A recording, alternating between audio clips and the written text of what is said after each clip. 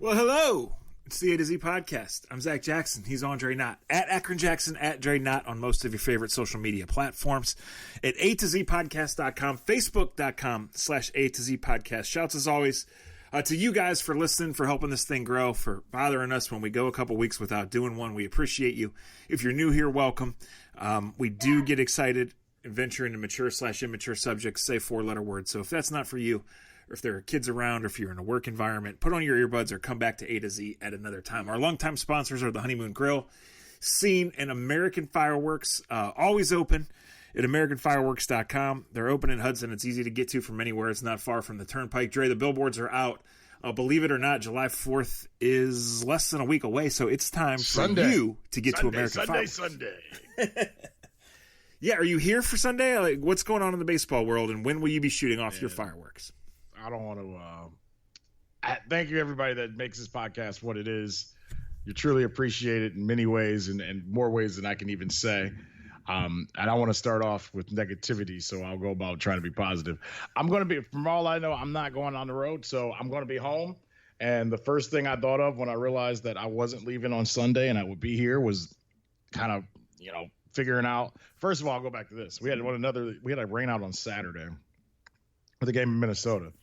And because of that, I got to come home and went over to our neighbor's pool with our kids and all our other neighbors and had a great Saturday like most people do. And as I realized I was going to be home next Sunday, which is the 4th of July after the Indians play, we kind of tallied up.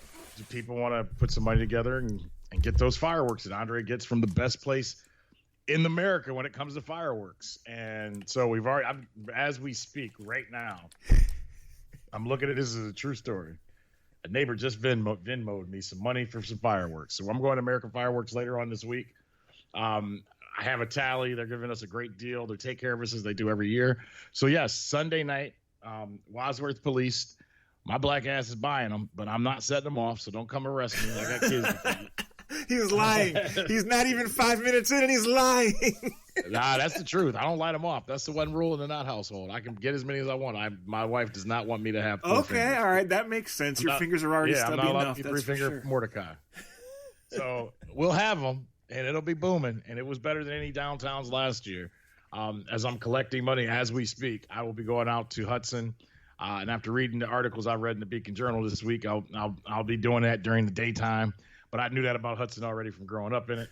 But my people in American Fireworks are the best. Can't wait to go out and see them. All right. Yeah. So anyway, guys, it's been a couple weeks. It's kind of a quiet time in sports. It's kind of a wild time in sports, frankly. Football for me, it's a quiet time. Baseball obviously is getting to the midseason mark. Usually basketball is over right now, but it's not. We're in the conference finals. It's potentially the Suns will have clinched a spot in the finals by the time you listen to this. It's Monday afternoon as we record. Dre, I think basketball is really healthy, and the NBA certainly, but think about it. So LeBron's been gone 3 years next week, right? Wow. The Cavs have not gotten a bit better. No decision that they've made. They haven't added a player. No decision that they've made has gotten any less complicated or tenuous given their recent track record, right? But because some lottery balls bounced their way, the level of optimism is up like 5,000%, right? Just Where? People are talking about the Cavs. And just they over all the read next Fedor month. articles. Yeah. And I like Chris Fedor, but sometimes, and Chris, I like you, but sometimes it goes a little far. Go ahead. And we'll get to that. I don't want to be mean. You guys know that I don't want to fight with people. I'm sick of fighting and listening to stupidity and reading Twitter. But nothing has gotten better with the Cavs, Zach. Yes, but in my that's opinion, what I'm saying. The level of optimism and interest has, and when you're the Cavs, that matters. How? Because what's the optimism? Because they have been so what's bad. What's the optimism? What's that? I know. That's why I'm saying, what is the optimism? The addition of the number 3 pick, okay, whoever it's going to be, is convincing people that the Cavs are going to matter again. That's fact. I want them to matter. I love the NBA. I love what's going on in NBA playoffs. I wanted to talk to you more about that than the Cavs' stupid 3rd pick, but we're here. maybe and I've said this before, maybe it's just in my age and how I do things. I have to say I want the Cavs to be good, but I don't really trust how they go about doing business. And I know 23 ain't walking in the door, and they're just so young. And I think, first of all, for me, you have to figure out the backcourt thing. And having the third pick gives them cachet to be able to move around and do certain things. But the Sexton thing just is not going to work, in my opinion.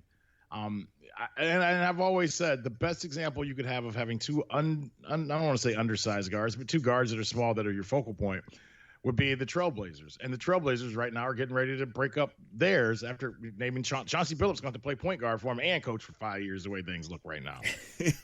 So, I mean. Well, I do want to get there in the conversation. On the Cavs. I do want to get there in the conversation. If they get the third pick, and they take the player that I like the most or the player that you like the most, and nothing else changes, they're basically a 21 and under team with Kevin Love, gray hair, complaining and trying to get out of here. Well, listen, they are going to be drafting another child. That's just the nature of the beast, right? But I don't think it's fair to say that nothing else is going to change, because almost certainly this pick is going to dictate what you do with the situations with Sexton and Allen. Right?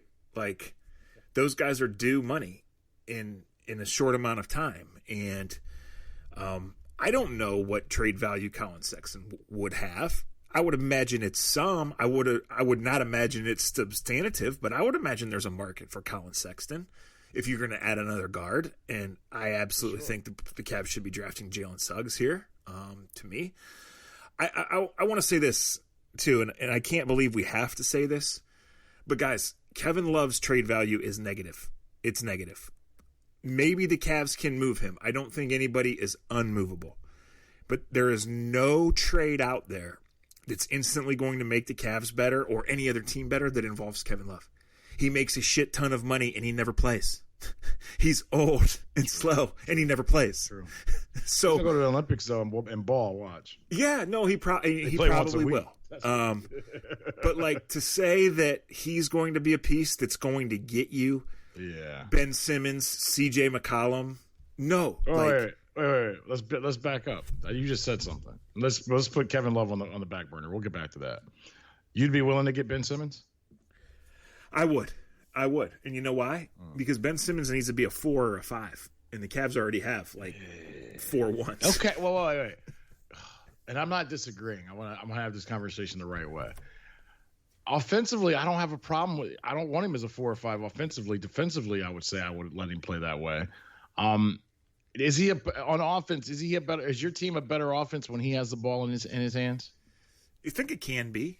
I do too. I think he's a conundrum. I think this is a great conversation because he's obviously imperfect, like all of us, but he's very much so. But he is ultra talented. Yeah. You know, like, and I don't think people, the way people reacted after what's happened in the playoffs, and I get it. Everything's under a magnifying glass, and when a guy's 6'9" and right under the basket in the fourth quarter and won't dunk, won't shoot, there's an issue to that. There is something that's an issue, but he is ultra talented. And I like that you call him a 3 or a 4. But 3 and 4s in today's game are expected to score 20 points. The hesitancy to shoot the ball is certainly a concern. But, Dre, you're talking about an extremely physically gifted guy who had a really rough start to his career with the injuries, right? Put it this way. I am not advocating that the Cavs make a trade for Ben Simmons, and I certainly am against the Cavs giving up the farm, whatever farm they may have, which is a different discussion, right, for Ben Simmons. But I think if you're any team that wasn't in the playoffs, the first thing you do, or you should have done a week ago, is call the Sixers and offer pennies for Ben Simmons, because it seems like he just has to go from there, right? Yeah. And like, this is kind of the discussion I want to have, right? Like, a lot of teams, and this isn't any sport, and this isn't new. Like, you get to a certain point, you're good, you have expectations, you're the number 1 seed, or you're, fourth straight year in the playoffs, and you fall flat, and the gut feeling is blow it up. And a lot of high-profile NBA moves in recent years have indicated that that's what you do. This makes for fascinating discussion inside and outside those offices. Last week, we were getting ready to podcast, And then we couldn't because your daughter cut her foot bad because you told her not to be running outside in bare feet. And what'd she do? She ran outside in bare feet. Well, kids gonna be kids. The answer was not give her back, right? All right, I couldn't trade her. So thought about it. I mean, Damian Lillard is a little bit taller than your daughter. Like, the answer is not just trade Damian Lillard because it didn't work there. Like, there is no fair trade in the league for Damian Lillard. Right? So the Blazers, like the Jazz, like the Sixers, like who else flopped here, right? Need to take a long look and say, where are we going and how do we get to the next step? The coaches have been fired. Right. It is interesting. And that obviously beats being where the Browns were for years, where the Cavs have been the last 3 years, where you're nowhere close. But when you get close, everything changes. The microscope, the intensity. Yeah, and here's the other thing. The urgency. And here's the other thing that goes along with what you're talking about, and I'm glad you've gone this way. When you've been down in the dumps as the Cavs are, and I can't believe we started this podcast talking about the freaking Cavs, but so be it. It's 2021. That's how shit goes. They're so far dug down deep in disparity that when you talk about a guy like getting Ben Simmons, to me, you're talking about, okay, you're just trying to get respectable and really good. And on an 82-game season, and I think this is what the playoffs do, the bad of the playoffs. There's great. And we'll talk. I love what the playoffs have shown us this year. It's nice to get a reprieve and see different faces and see how guys react at different times. So if you want the Cavs to have Ben Simmons, if that's something you're advocating, there's something that we're talking about. Though, that when he gets down to the last 4 to 8 teams, he may not have the wherewithal right now. And how old is he? Look, he's no 24. More than 22 years. 24? Okay. So there's still room to grow. And he's probably not going to shoot as bad as he has. And at some point in time, with the right team and a team that gets behind him and believes in him, I think you can tell the way his body language and the way he acts with Philadelphia and those fans and how they've treated him. And I don't blame them. I mean, it's hard to watch a kid that talented not shoot the ball. I guess what I'm saying to you is this, and Zach, it's not a bad thing. You go get Ben Simmons, however you do it. If you got to give up Colin Sexton, if you got to put Kevin Love in there, if you got to pay for it, if you got to drive somebody somewhere, if you got to buy a shooting coach, if you got to tell Shaq, don't ever talk to him again because y'all shoot free throws just to whatever. Getting Ben Simmons doesn't guarantee that you're a top 4 team in the East. It just guarantees you're not an embarrassment every night in the regular season. Am I wrong? You know what I mean? You still are going to have to do more. You're still going to have to get probably a star over that. So I would say to you this, you like the kid out of Gonzaga, the guard, right? That's what you said, Suggs. Yep. If I move Colin Sexton, because you cannot keep Sexton and Garland, and I think Garland's the better player. I think Sexton is a great 6-man on a good team that you can bring off the bench and let him go and just let him score and be the scorer that he is. I think Garland's more of a true guard who can score, but also can get people. So, okay, let's say you move Sexton and you get Simmons and you bring in Suggs. I still say you're probably at best the 6th or 7th seed needs. Well, you're still looking for wings, right? Right. And every team is. Every team is looking for wings because there's very few guys that can make shots and score, go into the basket and defend and do all these things, right? There's a reason these guys are unicorns, right? Yeah. But there's supposed to be a bunch of unicorns. Cavs are removed. Okay, but there's supposed to be a bunch of unicorns though in this draft. Okay, well, let me just put it this way. I'm not saying the Cavs are one move away from anything, but given the struggles and that time's up on Jared Allen and Colin contract-wise and on Kobe Altman, they need to make the moves that are going to shape how they're going to get there. There's not 1 or 2 or even 3 moves this offseason, Dre, that make the Cavs a 3 seed in the East and a real contender, right? But if there isn't a series of moves that shows pretty significant improvement, but more likely a pretty clear blueprint of how they want to get there in the next 12 to 18 to 20 months, then it's all going to get blown up. Yeah. Right. Well, yeah, and that's part, and that goes back on the beginning of this conversation. It's part of my issue with the Cavs organization. I don't trust ownership and how ownership can can snap judgment and change his mind mid course, and it's his team. It's his, and I know things are different in his life. There was always, for me, even with for me with the Browns for a long time, there was always this, they could do this right, but the owner might just wake up one day and make a decision that takes you back 3 steps. And I'll give the Browns ownership. They've done a pretty good job over the last over the last year and a half, 2 years, of removing themselves from the story. And by removing themselves from the story is now about the team and about the players, about the uniforms, about everything else, rather than the $200 million a man spent to stay out of federal prison. Not that there's anything like that with the Cavs situation, but there have been moves and decisions made by ownership and top of the brass with the Cavs that have made them this bad.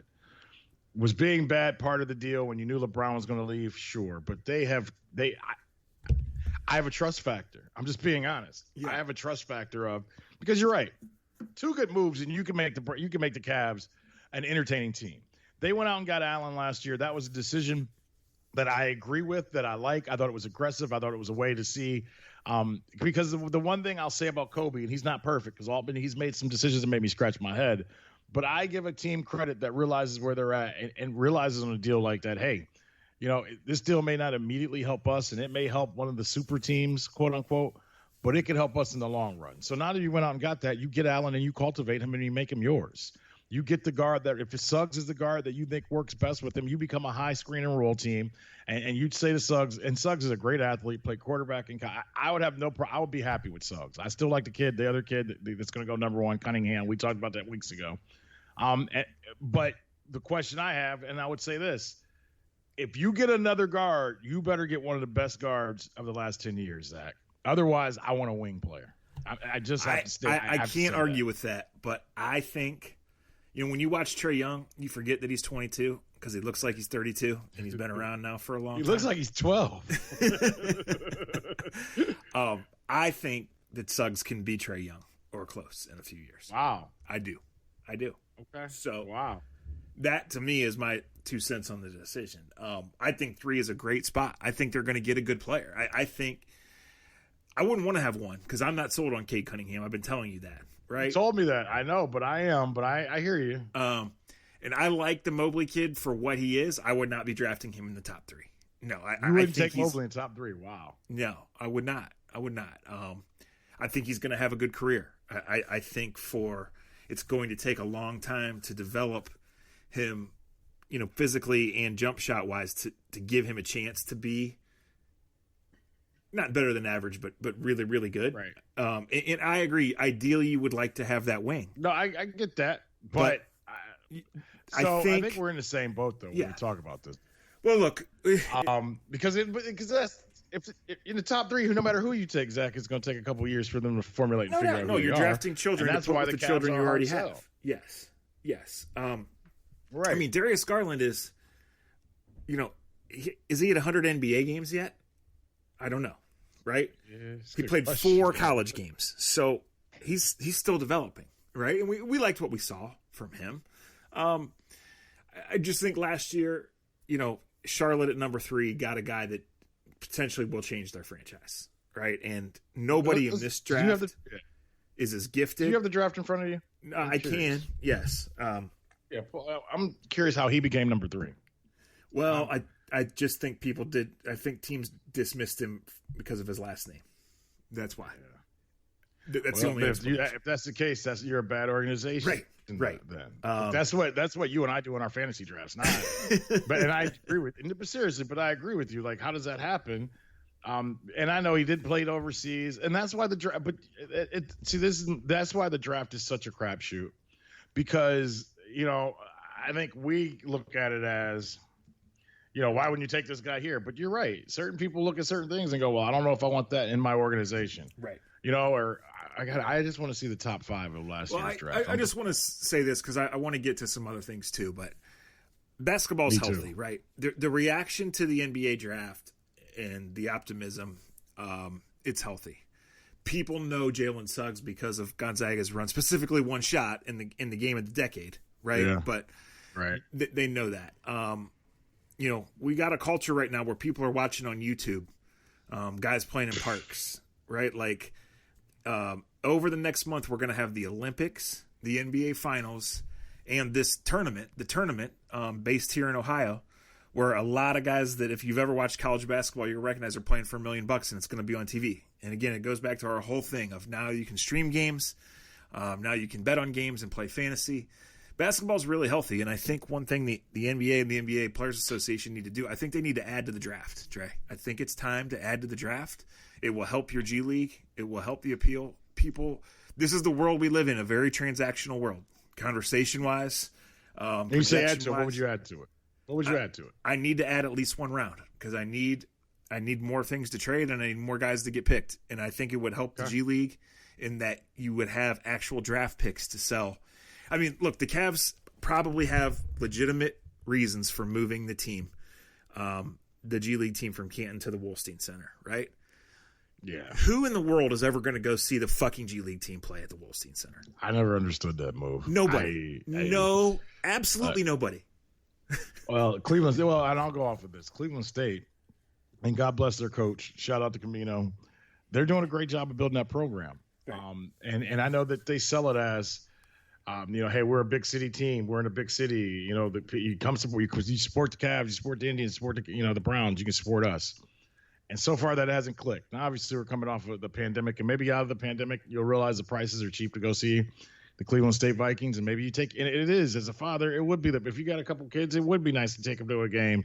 I mean, I think for you and I got to say, as a parent, and maybe this is the thing that's changed. And I'm glad this came up in the way that it did. I had just as much fun when I was 6, 7, 8, 9, 10, 11, 12 years old going to an Akron Zips game at the Jar, or going out to Dick Stadium and watching a Kent State football game, as I did going to a big league game. You know what I mean? As much as I did going to a Cavs game. And I have to remember as a father is, yes, just because there's only NBA games on TV, sometimes it is better to go to the Convocation Center or go wherever and watch a G League game. And what you're talking about, I don't understand why. And I'm sure there's I'm sure there's something to it. But I just think, and I never went to a Canton Charge game. I will admit that. But I know if I go up to Cleveland, if I'm taking my kids up to Cleveland to go to a basketball game, it most likely ain't gonna be a G League team. Right. So I don't understand the rhyme and reason behind doing it. And maybe I should do more research and finding out. But it doesn't make much sense, especially when the big team is less than a mile away. No, listen, Cleveland State in the last 15 years has had 2 really good runs, right, and 3 or 4 good teams. And they've always struggled to get anybody to go to the games. Yes. Right? And then you want to add another basketball team in there that has at least Cleveland State in any given year will have 3 or 4 kids that played high school basketball in or around Northeast Ohio. Right? So you feel some relation towards them. And you have college, but that makes the local high school coaches. I mean, you know how that is. It's like if you get a kid from Garfield Heights, that means our favorite Garfield Heights coach will be there. If you get a kid from Ed's, and I think that's how you have to recruit at Cleveland State. Yes. I don't understand what they're trying to do with the Canton Charge. We shall see. You know what? We can move on from this conversation with this. I'm glad that you like Suggs. I want to learn more about the wings. I think I want a wing player. I'm more curious as to how the Cavs deal with their guard situation and how they deal with their Kevin Love situation. I think those 2 situations. Here, I'll ask you this to finish this conversation. Zach, I don't believe the Cavs can move forward to their next step of trying to be a playoff team until they eliminate the last piece of their finals team. I don't think they can move completely ahead until you get the albatross Kevin Love off the roster. And the way you're going to have to give him away. You're going to have to give him away. That's what I wanted to say. Like, please don't present me Cavs realistic scenarios that include anyone wanting Kevin Love. I agree. So you really have to hope. And this is kind of through the bad shades. You have to hope that he goes out in this Olympic team and he plays and shoots the 3 well. And he fits in, but he's never been a veteran leader here. He's never been anything sorts of a leader. He's never helped these younger guys become better. If anything, he ostracized himself and put himself on one side of the corner room and them on the other. Yeah. So he has to almost. It's not only what he does on the court. You almost need them to come back with reports of how great a leader he was and great a person he was, and then move him to Portland immediately. Yes, you're going to have a team that A, has a lot of salary cap space. Mm-hmm. B, is out of desirable options to use it. And C, then is convinced that they're getting a healthy player, a happy player, and a productive player for nothing. And then you're going to probably have to give them a second-round pick to take Kevin. Right. Oh, you know who would take him? And you know what would be a good sell? Dallas. Because Dallas is in complete. Yes, there's going to have to be a level of both desperation and creativity there, right? Yes. And listen, those two words better apply to the Cavs too. No doubt. And I guess that's why when we started this conversation, Zach, I wasn't really for it. I mean, to be completely honest, and that's the thing. You say basketball's flourishing, and I agree. But there's still teams like Dallas should not be a team that we just talked about the way we are. No, that kid's generational. Yes. But it's a mess everywhere else within the organization. No, I will say this, like going back, even when LeBron was here, Dre, and I've said this on the podcast a million times, I felt spoiled. Like you didn't have to watch, going all the way back to the first LeBron era, right? Yeah. Didn't have to watch every night because you just knew that the season was going to be long. But when you did, there was a level of must-see TV in a 5-10 minute window, right? Even on Tuesday night against the Bucks or the Bulls or whoever. I feel like Luka has reached that stage that if every single Friday night the Mavs played on ESPN, I'm going to watch at least a little bit of that game. Absolutely. Absolutely. And I don't think that's hyperbole at all. And he's still 22, right? Right. Yeah. That's why they have to fix it and figure it out. And that's why they need jump shooters. And that's why they need, like I said, I don't even know what the trade or what the move would be, but they seriously need to look into that. All right, let me ask you about the NBA playoffs, then we can move on to where football's at and where baseball's at. I've said it out loud, and I'm saying it again. I hope the Suns win it all. I'm a big D Booker fan, have been. I was a big Ayton fan when he was at Arizona, getting paid better than he's probably getting paid right now. I'm a fan of what the Suns are doing. I love that Chris Paul, who I know pisses everybody off, and it's not everybody's best friend, but it's the best leader ever, even though he's never been to any NBA finals or conference finals. I love how they play. I love what they put together. I like the story. I kind of like on the East what's happened in the East as well. The Bucks I like the Chris Middleton showing that he's a player, but at the same time, Chris and you need this. You can't just rely on a Giannis or one guy. I've enjoyed these NBA playoffs thoroughly. I know it's not sexy, and I know people will look at ratings, even though the ratings are fine for the most part. They are. I've liked these playoffs. I've liked seeing new blood. I've liked seeing the new generation, and I think that's been hard for a lot of us on the outside looking in. There's the people that just don't like the NBA because there's a lot of black people on the court, and sometimes it said Black Lives Don't Matter, and that pissed people off because that shows you how small-minded they truly are. Some people don't like LeBron because of social media stuff or Kevin. And by the way, forget everything else I just said. I love Kevin Durant and his pettiness. Yeah, I mean, it's to the point where it seems to be consuming everything he does, but I appreciate the realness of it. What else do you do? But this is what we've raised. You've gone around, you yourself have gone to high schools, colleges, retreats. You've been everywhere in the country trying to help kids with their social media and what they do on social media and how people react to your social media. And Kevin Durant is sitting in the corner saying, I hear everything you're saying, Mr. Jackson, but once they give me over $200 million, I'm shitting on them. And the only thing I like about it, I was just talking about Buddy Rob about this. It's not the most mature thing, but damn it, I'm glad somebody is able to stand back up to the people. You know that I know. The one rule I have with every athlete I cover is if you hear me say something that you don't agree with, you don't believe in, you think I'm wrong at, please tell me. Do not let me carry on a narrative about you that's not true. Yeah. And I've had players call me out on that's not how I feel, that's not what I said, and I'm like, okay, and I can work with them. I kind of like that Kevin Durant, because here's what I'll say. There are a lot of good reporters out there, and most mean well. But we're in a day and age right now as reporters that We're all looking for. I mean, I've stopped tweeting about the Indians. I don't even know if people notice. I don't even tweet about my job because I'm sick of dealing with people's bullshit. I'm sick of reading people's 5 seconds of thinking they're cute and they're funny. I don't got time for that shit. So I'm just getting to a point where I don't tweet about my job because I don't need you to tell me about what you feel about the name. I don't need you to tell me how bad they are, how cheap they are. Like, dude, I've heard it all and read it all. So if I have to tweet about something with the job or something, it's something that pertains to helping someone find the game, somebody knowing a time of the game, but I'm not dealing with you guys' shit anymore. I'm not. But in saying all of that, like, I love the games and I love telling stories. And there's so many reporters, Zach, that not so many, but there's enough reporters that think they know it. Like, I listen to radio sometimes and I hear people like speaking for athletes. Like, Odell Beckham's he's gonna be better this year because he knows that the team's not all about him now. He knows that the team can win without him. You really think that's how? Do you know Odell to really speak for him like that? Like, and I hear multiple people talk like they know him that way. So for Kevin Durant, I tip my hat, and it's like, no, don't speak for how I feel. Don't speak for who I am. Don't speak for what. If you've asked me a yes or no question, or if you've asked me that question, you can speak upon it.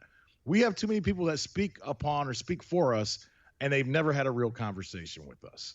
So kudos to Kevin Durant for not taking that shit. Yeah, I agree with everything you said. I just think he has to be careful because there is a line between I'm going to speak up for myself, I'm going to control a narrative, and I'm letting social media or I'm letting meaningless people's opinions affect my life when I'm a public figure and I just need to deal with the fact that people are going to have opinions about me. Right?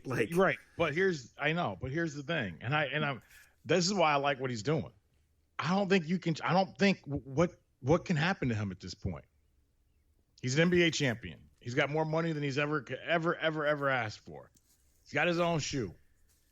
I think he's at that FU money stage of life where he can do it. It won't affect him. Now, can the sixth guy off the bench for the Nets do that? Probably not.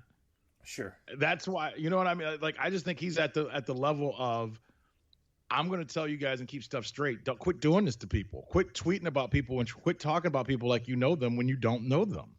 And I hope more people are recognizing that and realizing that. I don't know. I think so many people get painted in a corner, like even you or myself. There's certain people out here that want to tweet and say stuff about you, and at certain points in times, you can block them, you can unfollow them, you can do all that other stuff. But it's nice that somebody can punch back every once in a while and say, you know what? Right. I can tell you where I am with that. Like, I know better, right? A Twitter fight is a race to nowhere, right? That's long established. I would tell you that 7 times, 5 of them I can walk away and probably already have the person muted to start with, right? Or blocked, or both, right. Whatever. One other time I can't help myself. And then there's that 7th time where I'm so mad. I don't want to just win. Like, I want to ruin this person's day. Like, right. And then, right. But then, it's not me saying one thing. I want to destroy you to the point that you cry and never come back on.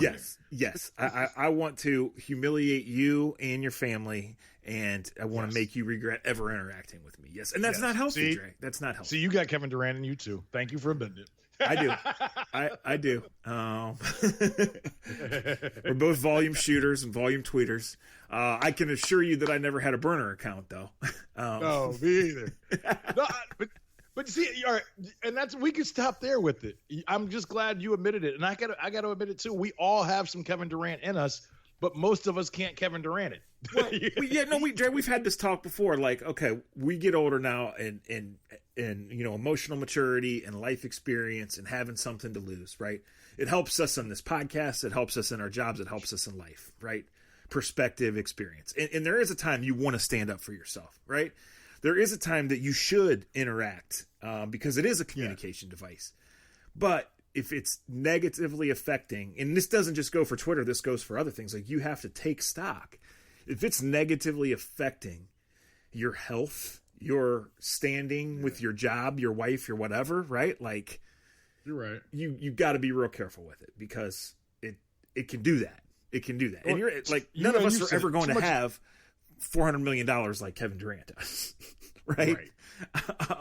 And it is a free country, and he's free to tweet away.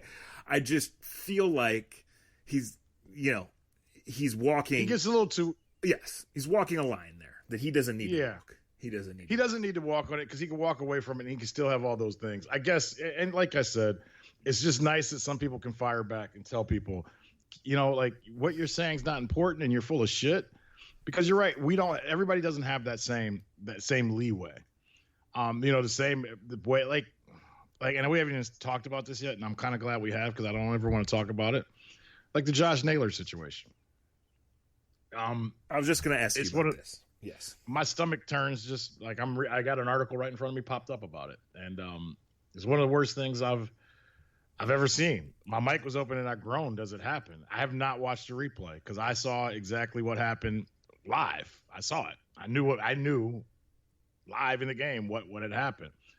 And it sucks because, and not that it would be better if it was another player, but, and you know this, like when you like this, he's just one of the best down to earth guys in the world. You root for him, whether you're a reporter or not. You root for him because he was a genuine dude, just a good dude. Period. A guy that you rooted for because he was good. He was good peeps.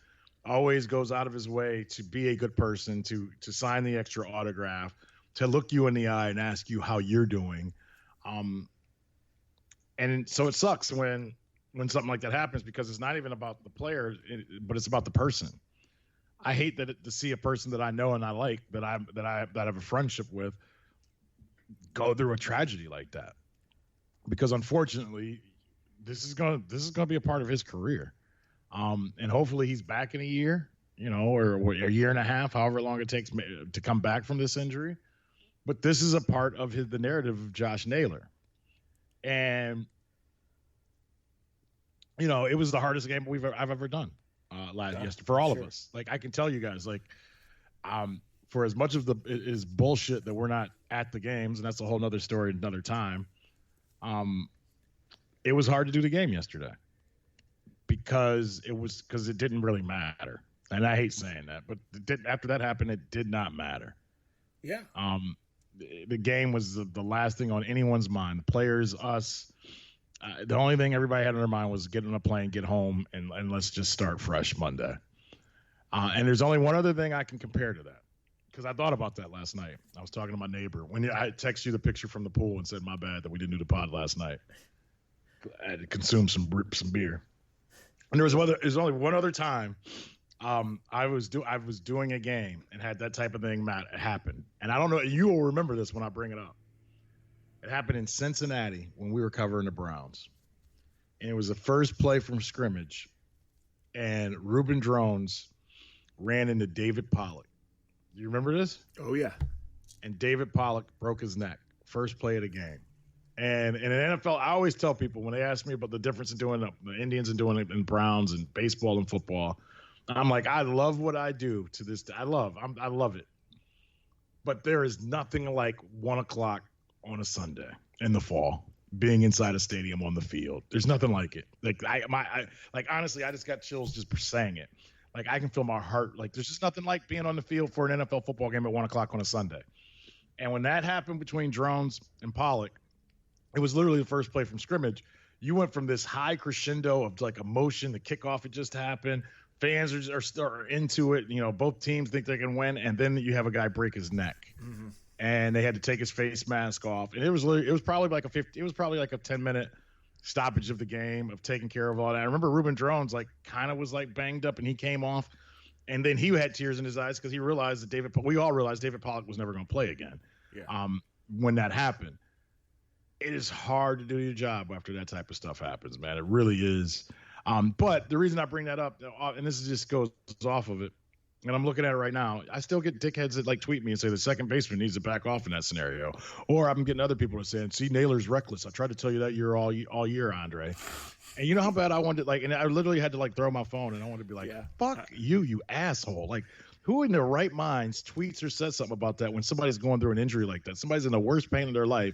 And you think all of a sudden you're Billy fucking Martin and you can break down how baseball works. Fuck you. That's your best line ever. Because it's so true. It's so real. But that's what social media is becoming now. Everybody is so damn smart. Yeah. Like everybody knows everything. Like I woke up yesterday to even like even people like that I know, like Greg Brenda, because I made a joke that and like this and to be honest with you, this is funny. I'm about to say this because I can only say it to you for you to get it. I tweeted. I got to find the tweet. I tweeted during the game 2 nights ago. I'm going through my Twitter because I don't need all the assholes that want to break down baseball for me and tell me how the play should have went. That's baseball, by the way, people. 2 guys are running for the ball. That could have happened at a little league game. It happens in a big league game. Clement, they both ran out for the ball. They both ran out to try to get it. It happens. It's no one's fault. Right. That's just how the game works. So stop with all that BS. Yeah. Here, I tweeted out Saturday night, and I will admit I was sauced. and I haven't tweeted sauced in a long time. But I was having a good time. I was having a good night. It was Saturday night. The kids were taken care of. Everything was taken care of. And I tweeted, Mike Fratello's in heaven looking at this score. Now, if the score was in the 80s, so you get the joke immediately, right, yes. Zach? I literally had like 6 people say, did Mike Fratello die? And like I had to tell Greg Brenda yesterday morning, like, you obviously didn't watch the basketball game. Like if you didn't and you don't get the joke, then leave the tweet alone and walk away. Leave me alone. Like the joke's not for you if you don't get it. Like don't try 24 hours later to try to like summarize how I could have said something. I know that's an aggravation of mine too. So I didn't see yesterday. I was online and around very early in the morning, and then I wasn't. We were doing yard work, and I was doing some other stuff, and I sat down at my friend's pool at like, I don't know, 3:30, and picked up my phone as another friend walked in, and he basically said, did you see what happened to Josh Naylor? And I said, no, we have the soccer game on, not the baseball game. And he said, don't. And I immediately opened Twitter, and I forget if it was you or someone else that said, if you haven't seen the replay, don't. And I just was like, Chris Rose tweeted, and I was like, don't watch it. Yes, that's what it was. That's what it was. Yeah. And so I didn't. I didn't, and that's awful. And I know the Indians are running out of dudes, but like the record is still pretty impressive, right? Yeah, that's the crazy thing, dude. It's amazing. And we had to talk about that during the game. And I had a good friend, and then Ryan Isley just did the same thing. He's like, hey, how you feeling today, man? He goes, because you could tell in your voice yesterday the broadcast injury got to you. It did. And I had somebody else say, the next time somebody says your job is easy, you tell them to come to a game when that happens. Because nobody prepares you for that, right? No. Like as a writer of football, all right, even for you, like when you go on NFL Sunday and you go to the NFL stadium, you don't plan on writing about career injuries. You don't, what I mean? Like when life like things happen, that's not something we're prepared to do. And I'll tell you this, I was there in the indoor that day when the Browns had that offensive lineman, Ryan Miller, get the nasty concussion that ended his career. I thought he died. Like, right. Just the reaction of how it went silent and the angle and urgency at which those trainers got to him. And 3 minutes later, he was still down. I was like, it was a weekend practice, I remember, and it was moved inside by storms, and I was like, I think this guy's dead. And then thank God he wasn't. But I remember the feeling following you, Dre, of like, okay, it really matters who was the 4th receiver today, right? Right. That's what I really have to go cover, because this is like, so been there. I remember the Reuben Drones hit. It was on TV. I wasn't at the game, but Ryan Shazier, you knew right away that he was in big trouble. Yeah, right? It was a Monday night game. It's awful, and it's the risk that these guys take. I don't know Josh Naylor. I hope he's all right. I hope the Indians can continue to make something of this season. I don't know. I'm not close. How they have is unbelievable. But how they have is unbelievable. Yeah. Because they're down a lot of dudes. Yeah, and good dudes, not just dudes. The dudes that matter. Right. That matter the most. Sure. Yeah. So, it is the downtime football wise. I'll just say this, guys. there's no precedent here for these contracts with the Browns. The Browns just have not been this team to where they have their own talent that they need to extend, right? I take the release of Sheldon Richardson as a sign that they plan on doing a couple of these contracts immediately. If you're going to do a deal for Nick Chubb, it makes no sense to wait. You do it. So I believe there'll be some movement after the holiday in the few weeks. I think it's 4 weeks from tomorrow that camp officially opens. So I would think in the next 2.5 weeks, you'll at least see some movement on getting those done. With Baker and Denzel, those guys are under contract for 2 more years. They have the 5th-year option. They don't have that with Nick Chubb. In an ideal world, you would not sign Nick Chubb. You would retain the right to use the franchise tag. You'd have him for 2 more years, and you'd spit him out. I just think he's so rare. And I think your whole thing is smart, tough, accountable. You pay this guy. You reward him. He makes you different. He teams with Kareem Hunt, who already got paid, and arguably the best offensive line in football to make you different.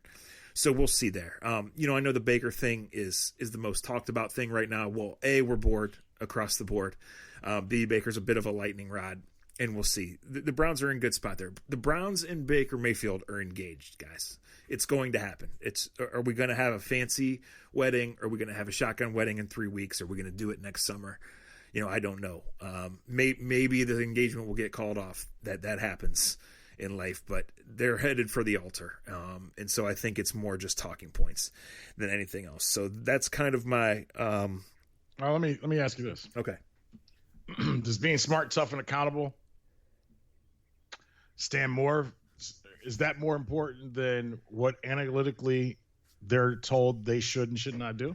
I think in this case it is, Dre, because I think with Nick Chubb, you're sending a message to the locker room that if you do what this guy does, if you are a zero baggage, 100% effort guy, your efforts will be rewarded and appreciated, and that's who we want here. I love the answer, and I hope and the teams that make it work, like the best thing that the Indians have going.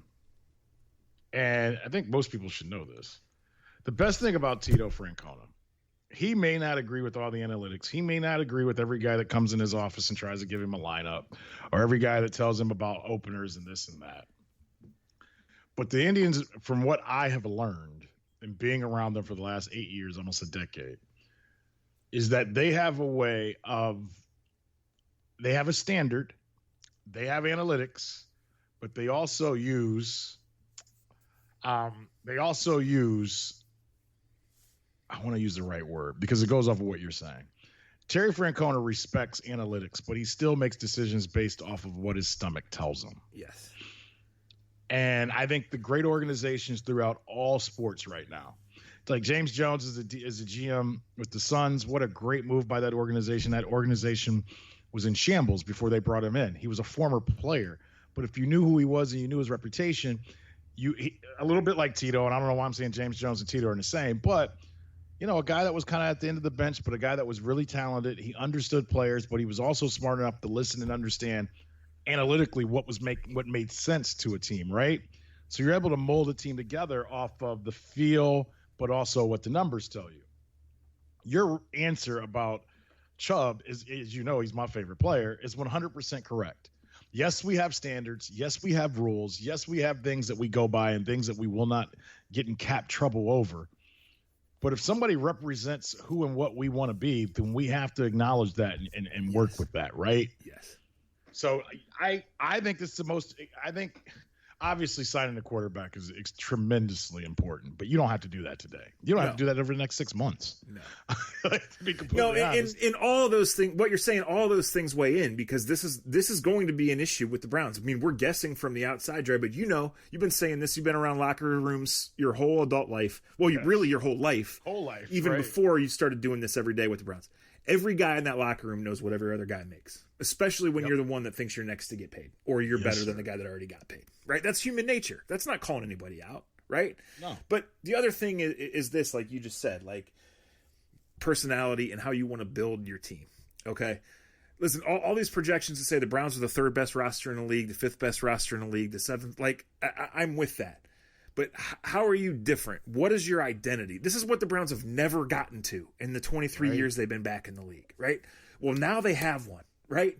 Now they have a coach whose offensive system fits the personnel, a coach and a GM who don't fight each other. The best running back duo in the league and arguably the best offensive line in the league. Like, who are you? Who do you want to be? How can you be different? You're not going to win just by being good. You're never going to beat Patrick Mahomes that way. Forget about it, right? You might not even win the division that way. How are you going to be different, and how are you going to really mold your team? With what kind of people and with what kind of player? And look at Nick fucking Chubb. Pay the guy. Yeah, and in saying that, some of your favorite players or a jersey you may wear or something like that, the Browns may not be able to keep for doing that, but that's part of doing business. Yeah, so whether it be, another thing on this too, like I'm not a capologist, guys, but I have a pretty good handle on this. So, obviously with the pandemic, the cap did not go up at the normal rate that it has been. The Browns were prepared for that.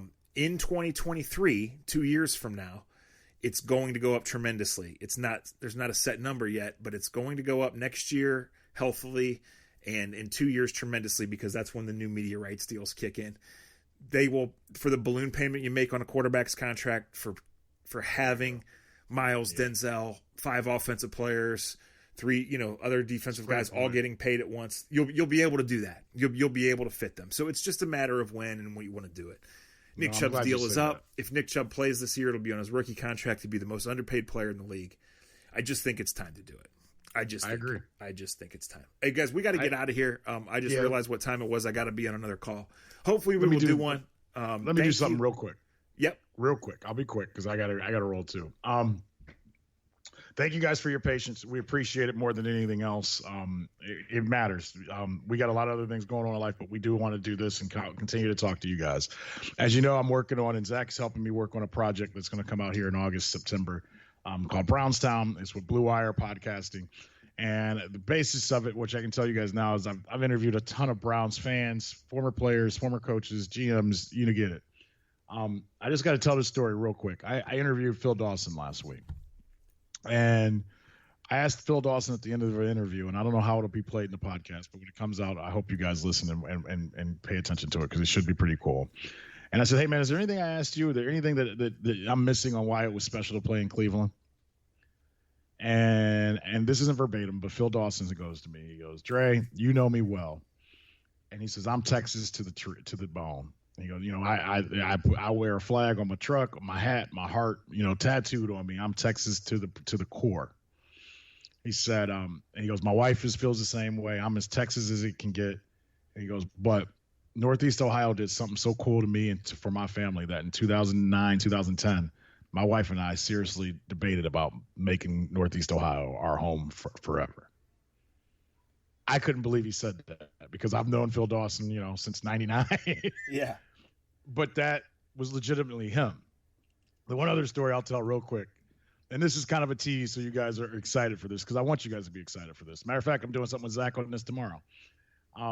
I go, Phil, the last game I did on the sideline for the Browns, the week leading up to, my boss told me that Eric Mangini didn't want me to talk to any of his players anymore during games. And I go, and then that game, I go, you kick the kickoff, you run right off the field, you and Cribb stand right beside me on each side. And I remember looking at you saying, get away from me. And I look up and Mangini's looking at me and I go, and I'm fired. And he started laughing and he was like, man, you were my guy. You kept me from getting too nervous. I had to go talk to my guy. I didn't care what he said.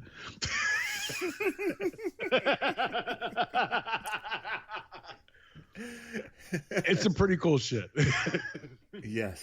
Majoring in the minor, 20-some years, guys. Yeah, majoring in the minor, but this should be a fun off season. Last thing I'll give you, I saw this when we first started podcasting. Fresh off her first loss and snagged her an NFL player, Browns wide receiver Donovan Peoples-Jones goes Instagram official with MMA hottie. I got to find her name. Valerie Laredo. Check out the pics. That's what Zach will be tweeting about throughout the rest of the evening because it's the silly season and nothing else better to do. Donovan Peoples-Jones got him a girl. I think that kid's got star potential. I mean, we'll see. You do. But man, there's a lot. I'll just say this. We'll get you ready for training camp with this anecdote. There was 2 plays last year. It was the strangest camp, right? It was shortened. We were standing 80 feet, 80 yards away. Everybody was wearing masks in the heat. It was miserable. Yeah. But there were 2 passes where he's running over the middle, and maybe he wasn't even in the right place, and the pass was high or behind him or intended for someone else. And he just so naturally and quickly reached up and snatched that ball and took off, like without being told to finish the play, great anything. And I just thought, man, like if they can harness this, right? And that was always the thing with him. He was 5-star recruit. There's 100 reasons it didn't work at Michigan. The Browns drafted him in the 6th round at 21 years old. Every team passed on him 5 times. Right. You're thinking, what's up with this dude, right? And you just see those flashes. And then the first time he made big plays last year, it was in weeks he was not in the game plan. He was called in because guys got hurt.